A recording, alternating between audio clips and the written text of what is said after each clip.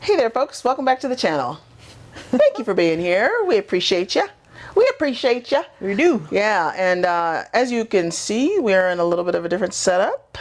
Yes, we are. Yeah, we are not in the RV. We have a temporary spot for some rehabilitation. Yes. We'll talk a little bit about that. And yes, you might be wondering, why do we need to rehabilitate? Why does one need to rehabilitate oneself? Well, yes, we'll find out about that. This is a Harvest Host stop. This was our first few miles into the state of Idaho. Yes, it was. Yeah. Yes. Idaho Potato Museum. Yeah, and the location of this one is Blackfoot, Idaho. Now, how far were we into the? We're about 90 miles into the state. Is that what it was? Oh gosh, I don't know. I don't remember. I don't even know if it was that far. Oh, okay. But yeah, it was our first stop on our way to Yellowstone. Yeah. So this is en route to a spot that was near the west entrance of Yellowstone. And anything you want to say about RV Trip Wizard in terms of how we use that, or? Yeah. As I think we've said before, we use RV Trip Wizard to do our route planning. So I'll lay out the whole route in RV Trip Wizard, and then we like to travel no more than about 3 hours, sometimes 3.5 hours during a travel day. So I can see in RV Trip Wizard, I set the radius so I know how far out I'm looking for, and then if I can, once I know kind of what the city is where I want to make a stop, I'll jump into the Harvest Host app and see if there are any Harvest Hosts in the city that that puts us at about that 3.5 mile mark on our travel day. Yeah. So that's probably how I found this. Is I went into Harvest Host and I knew we needed to be about in this Blackfoot, Idaho area to make our stop as we were on our way to basically we were on our way to Island Park. To visit Yellowstone, and so this Idaho Potato Museum popped up, and it was conveniently located. It didn't take us that far off of our route. It's really not that far off of Interstate 15. Yeah. So we decided, let's check it out. Let's check it out. Yep. And we always appreciate these stops, and we are also affiliates with RV Life for the RV Trip Wizard tool. And we have a promo code that we will put on the screen here so that you can get a discount. If you're thinking, it's almost summertime. Actually, it is already summertime. It is summertime. Well, no, summer doesn't start until, that's right, it's not official. But it feels summertime. It kind of does. And Memorial Day weekend kind of does kick off summer. And I know a lot of people are trying to think about, where are we headed and how are we heading there? And RV Trip Wizard is a really great tool. Yeah, it really helps a lot. Yeah. So, it takes the stress out of the planning of your route, yes. I think, personally. Yep. Yeah. So we stayed there on June 1st with a bit of an extension. We'll talk about that. No hookups. That's very typical for these places. This was in terms of the surface that we were on. Now this was a parking lot, and no issues with leveling. And I'm saying that because if you've watched our Harvest Host video for the Raleigh Red Barn, that was probably the most unlevel place we have ever been in any of our Harvest Hosts.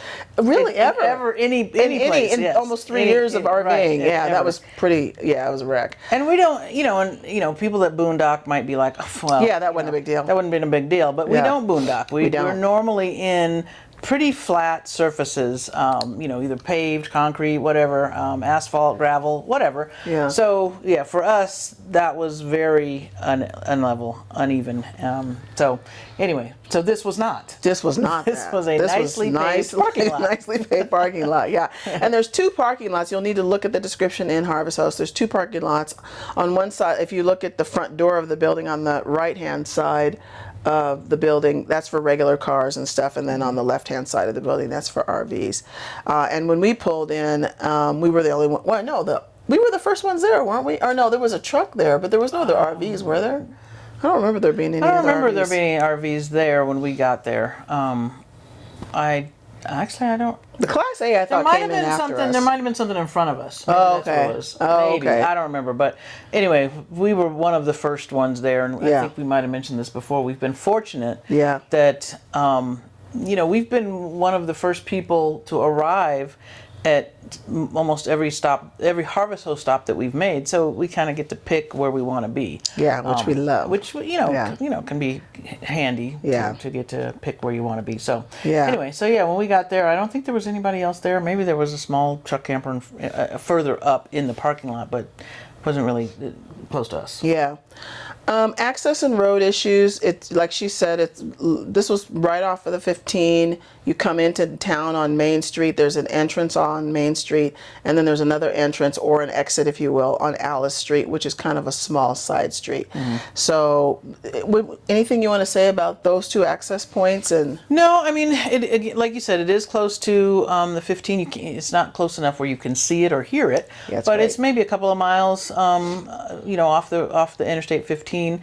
And then pulling in, I think off of basically Main Street, you drive past the museum, just past it to the next entrance. That's the parking lot for a Harvest Host. Yeah. And that's all explained in the Harvest Host app. Yeah. So not an issue pulling in there. And then the exit is basically through the exit adjacent or across from, I guess, the entrance off of Main. You're pulling onto this kind of side street. Yeah. And there really weren't any issues, I think, with access to this particular location. Yeah. Now the thing that's interesting is this is a pretty active little museum. People want to find. You're in Idaho. You got to find out about the potato story, right? I mean, didn't you say it was like on the bottom of the license plate? Oh yeah, I noticed it the other. But at one point when I was driving around, I just happened to look at somebody's license plate, and it actually says Scenic Idaho, but then it says famous potatoes. So I don't know if that's the standard plate or you can purchase that plate. I don't know how that works, but it just was kind of funny seeing it on the bottom because they're very known for the potatoes up here in Idaho. Very known for it. And so I'm saying that because this spot advertises how many locations for Harvest Host? 2? Just 2. Yeah. Yeah. But you can ride by at any given point and see way more than 2 RVs there, because people that are traveling in their RVs that can't park in the other lot because that's just for regular cars, but they want to stop and look at the museum, they might park up in there too. So you might ride by there and see how many? Yeah, I mean, I don't know. You might see 5, 6 in there at a given time. Even one of the nights we were there, and I say nights because we'll get into that story in just a minute, but the woman that was parked in, I think she was in a Class C, she was actually on her way to Alaska.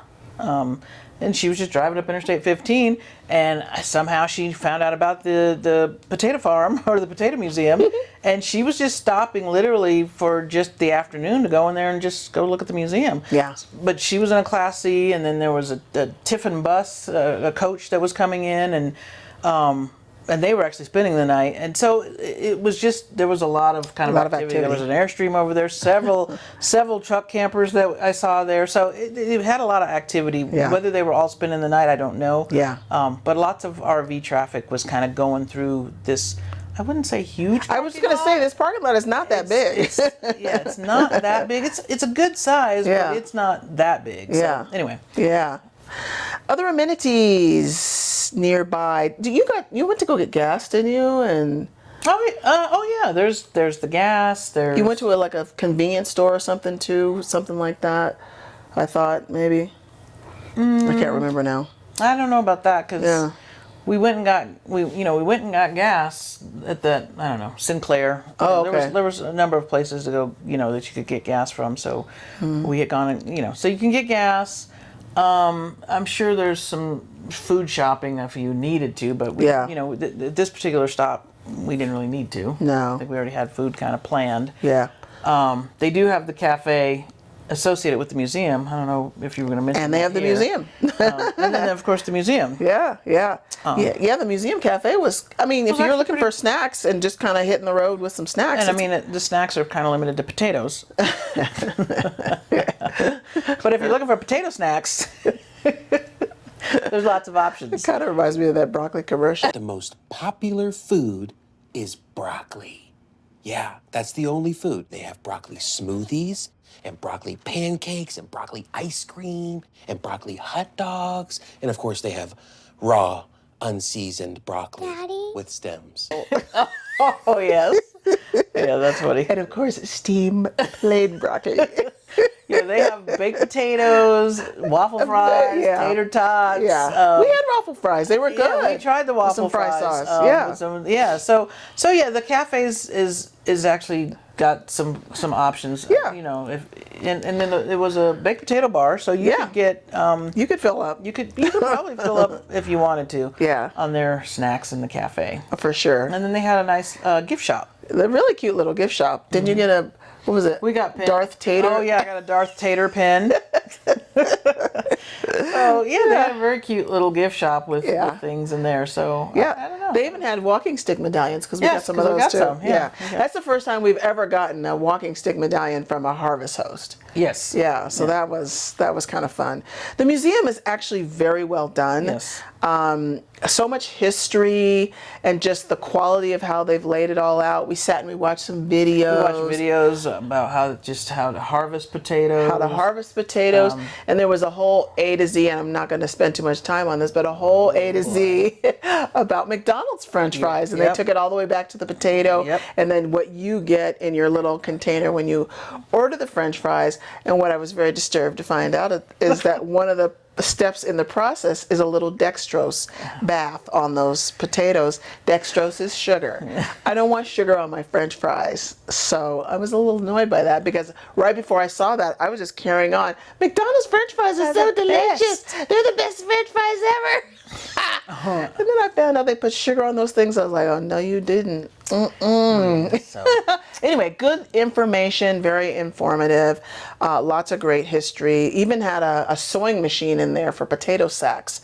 That was just really quite interesting. It was a very interesting museum. Not too big. Yeah. You can get through it in probably an hour or less. Yeah. But a great stop. But it was very interesting. Yeah. When you think about families traveling with kids and the kids are getting stir crazy in the car, let's get out, go walk around the Potato Museum, have some waffle fries, get a Darth Tater pin, and then get back in the car. And we saw some families, pretty much doing that very same thing. So just a really great little stop. Pet friendly. There was a park on the other side of the tracks, which you would say that if you got in a car, you could get to it. Yeah, I mean, you could walk around to the sidewalk. You could exit the parking lot and just cross over the there's an active freight line that runs right past the museum and right past the parking lot. Yeah. So the train 2 times a day. The train does come through once a day, maybe twice a day. I think we heard it. I know I heard it at least once a day. But you could exit the parking lot on Alice Street, and then on the other side is a park. Yeah. So they had cans over they there. had trash cans over and there. I'm almost positive there's a can right up by the front entrance of the museum, because I think when we first got there and I walked Charlie, I took his little poopy bag over there. Yep. Good management. I would say they had great management. No, they had great management. I Yeah. think the people in the museum were great to work with. Yeah. As we needed to. Yeah, yeah. Usually, once you've and there was a good check-in process here, because I just mentioned about in our previous Harvest Host video for the Raleigh Red Barn. Raleigh Red Barn. They didn't have a check-in process. Here, you come in, you go into the museum, you go into the little gift shop, and then you tell the person your name, and they check it off. And so that was a good process. Liz was the person that you worked with? Yeah, I think she was the manager. Yeah. She might have been the manager, I think. Yeah. She was really great, because we had a bit of I had a bit of a tumble. I fell off of a step ladder, and I shattered my knee and had to go to emergency and have surgery and stay in the hospital, which was very unexpected. Yes, and so we had to stay a few extra days until we could secure an RV park at a nearby location. Yes. And then and they were very accommodating. Yeah, they were. I mean, Liz, amazing. Liz was very wonderful to work with. Because like Alicia's saying, when she had the tumble, and when the ER doc came back and said, you have busted the crap out of that knee. So surgery was planned the next day. Yeah. I mean, I stayed overnight. There's no go home and come back tomorrow. Yeah, that was admitting immediately. So, we were planning to leave the next morning, and that was not going to happen. So, Liz was very accommodating. I think she let us stay there an extra two or three nights till I could find an RV park that was close by because, of course, we needed to be able to be close. Yeah. We weren't going to be leaving the area right away. And I had no plans to stay here, so I had to find an RV park. Thankfully, I did. Cancel our other plans. Cancel other plans. So anyway, yeah, Liz was wonderful. She accommodated us staying a couple extra nights, and until I could get the RV moved. Yeah. While Alicia was, having the surgery, and then staying in the hospital for a few days before they actually even discharged her. Yeah. So that's why we're in this hotel room. That's why we're in this hotel room. We're having a little bit of rehab space because, this is a very serious break, and I've got a whole brace on my leg, and I'll put a couple of photos of that up there. So it's there's a little different.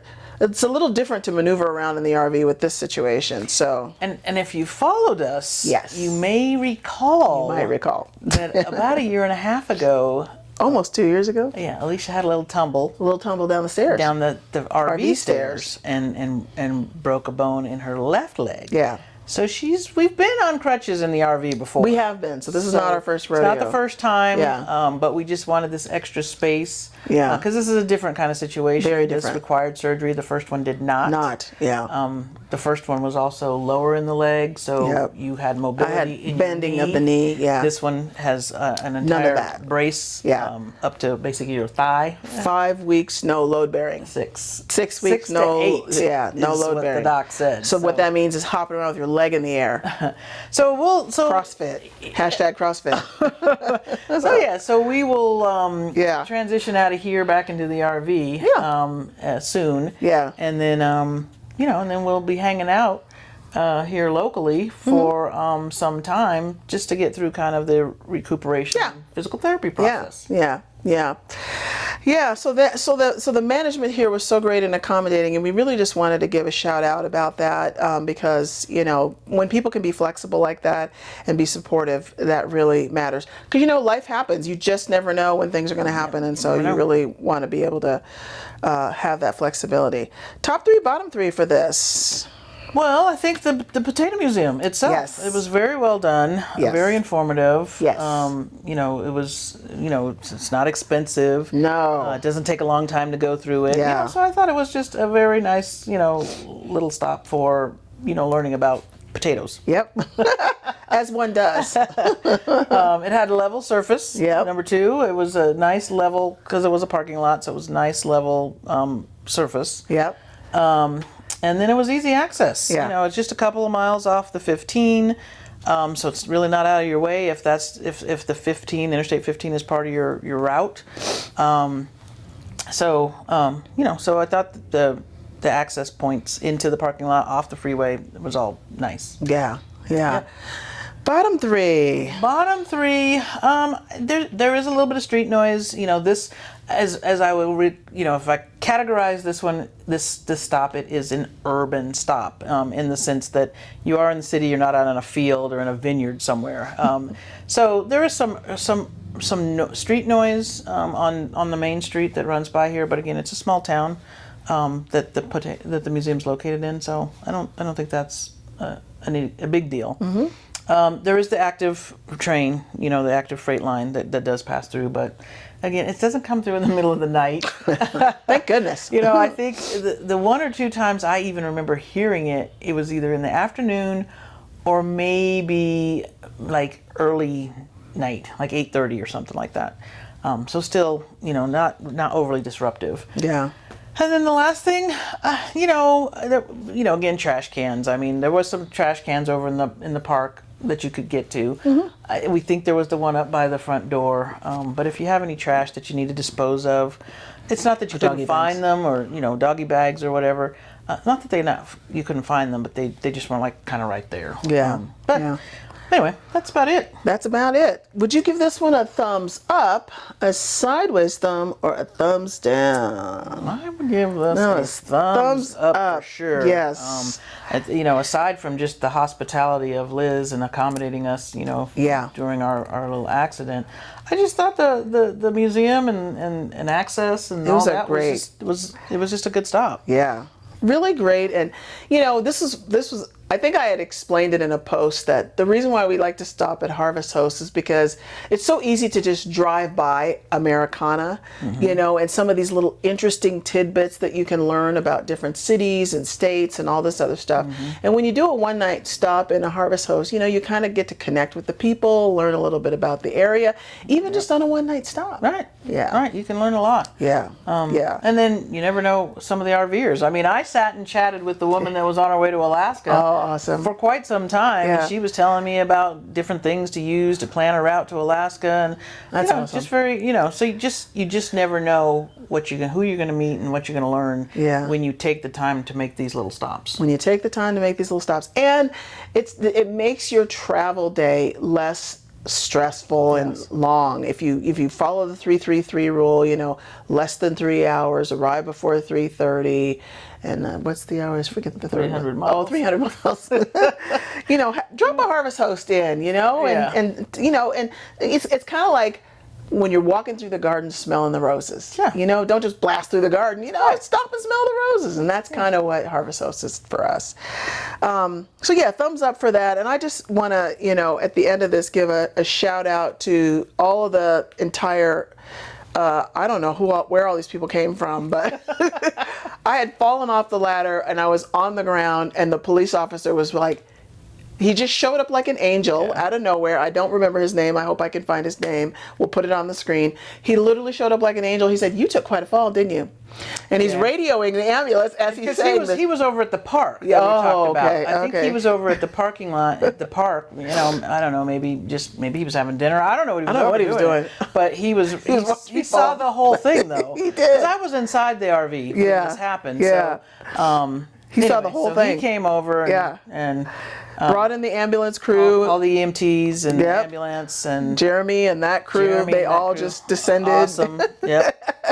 And then they took me over to the, we just happened to be not 3 miles from an area Oh, it's not even 3 miles. It's like less than a mile. less than a mile from an orthopedic, you know, specialty hospital. So Yeah, if they you're going have- to break yourself, always good to be in the company of people who specialize in that break. In that break. Yes. So yeah, Jeremy and the whole crew. Yeah, yeah. And then all the doctors. All the doctors, the ER doctor, the nurses. I can't even remember all the names because, of course, I was a little out of it. Anesthesiologist. Anesthesiologist. Dr. Fields. Dr. Fields, which was the surgeon. Sean, the anesthesiologist. A plethora of nurses. All the nurses. That were wonderful. Yeah. And we'll talk probably more Annette, about that in our the PT Oh my person. goodness, Annette has been amazing.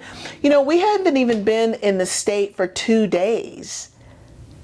And yeah, I mean, We hadn't even been in the state for 2 days. We literally were here for the one night stop. And this all happened. of these people just And then we can't forget much love. Melissa at the RV park. Yeah. I mean, it just restores your faith in humanity. in a way that is so just, it's very heartening. Yes, it is. It's very, very heartening. I mean, people have offered to loan us things, help come. I mean, Jeremy came to the ambulance. we were actually having a new mattress delivered To this location. to the RV park, and you know, they're heavy, right? They unfold, and so. And she's trying to do it all by herself because I'm all busted up.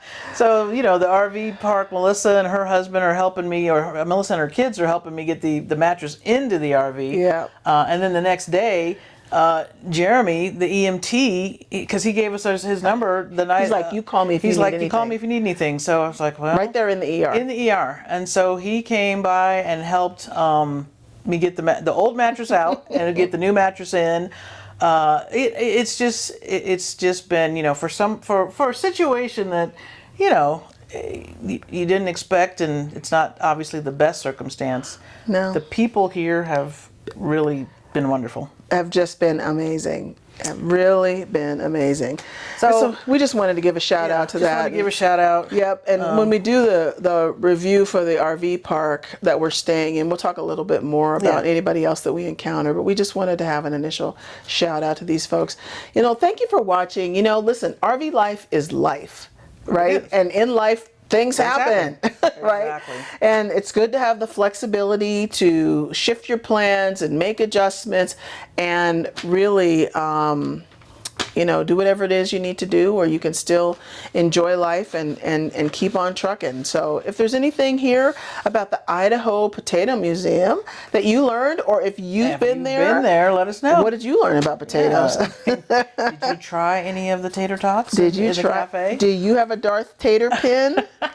Let us know. Yeah. And if you have any stories about even humanity stepping up and helping you when you're out on the road. When you're out on the road, Yeah. drop them in the comments below. We would love to hear that. about that. Yeah. Because it really, I think the news and the world will paint a picture that is not always accurate. That's so true. That's so true. I think that's it. Huh? That's it. We've Yeah. wrapped up the Idaho Potato Museum Yeah. Harvest Host stop. Stop. We didn't have anything new to learn on this one about the No. RV. I No. think we've kind of got it.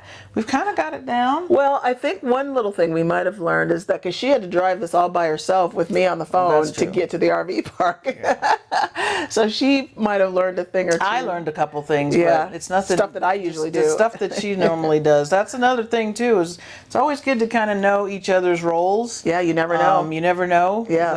when you might have to switch roles or Yeah. or take on some additional roles. So Yeah. it was good for. Thankfully you were on the phone. Yep. Thankfully the drive to the next RV park was not that far. Right. So she helped me kind of get it hooked up, and then she kind of walked me through the steps to get it unhooked and leveled. Because I do the driving, and she's usually controlling the auto level. All that stuff. Panel. Yeah. So, anyway, I think that's it. Yeah. Thank you for being with us. Thank you for being here. Thank you for spending a moment of your time with us. Give us a thumbs up if you found anything interesting about this. Subscribe, share, Like. and we will. Yeah. Oh yeah. Don't forget to like. Like helps too. Like helps too. Like, even though it seems really simple, like really helps Like with helps. our, Yes. the whole algorithm thing. So yeah, thank you for that, and we will see you at the next stop. Bye. Wow, wow, wow, wow.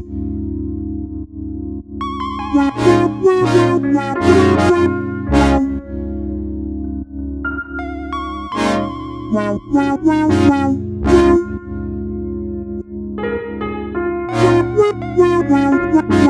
wow.